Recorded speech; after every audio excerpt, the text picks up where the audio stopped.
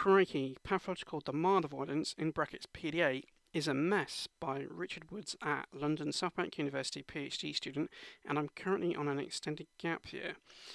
So, yeah, this video has Newson's 2003 PDA diagram, some critique of PDA as a concept, and then some reflective questions at the end. So, yeah, this is a diagram from Newson 2003.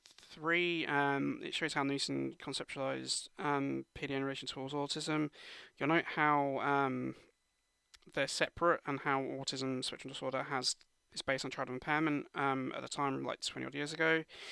And you note how PDA is not based on childhood impairment and has a more diverse and eclectic collection of features. So, like obsessionally resists demands to everyday, well, it's just obsessively resist demands through social manipulation to control strategies, has mood swings, impulsive, often with language delay, but can catch up, kind of sociable but lacks sense of identity, social status and obligation, boundaries, and they may have social obsessions like blaming and harassing people, so like quite problematic conduct can be seen in some PDAs in Newson's case. Got to role-playing pretend, and then like very passive early history, and then kind of increasingly actively passive as like order demands increase. So yeah, so this diagram has been quite well, not this one, but Newton's diagram has been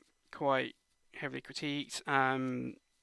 Specifically in the Cadell et al. 2021 systematic review, they were quite critical of PDA of saying how it has just basically saying they were academically saying it's a mess by saying it has a hodgepodge of different kind of concepts and features just smashed together in kind of Newson's work. And it's also important because like Newson's conceptualization forms how PDA is often conceptualized today.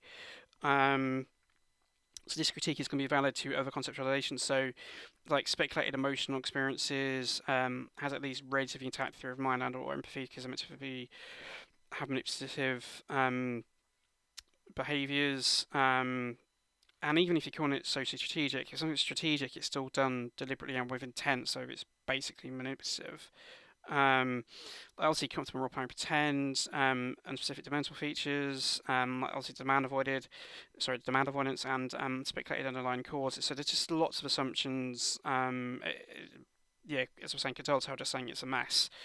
As I pointed out, Newson's PDA profile informs how other people conceptualize PDA. I have put in print saying that PDA has a spiky profile, so has an assorted array of features containing broad areas of difficulty. And if you look at how PDAs have changed over time, its descriptions, like the characteristics which are problematic viewing it as being autism have changed to become autism-like.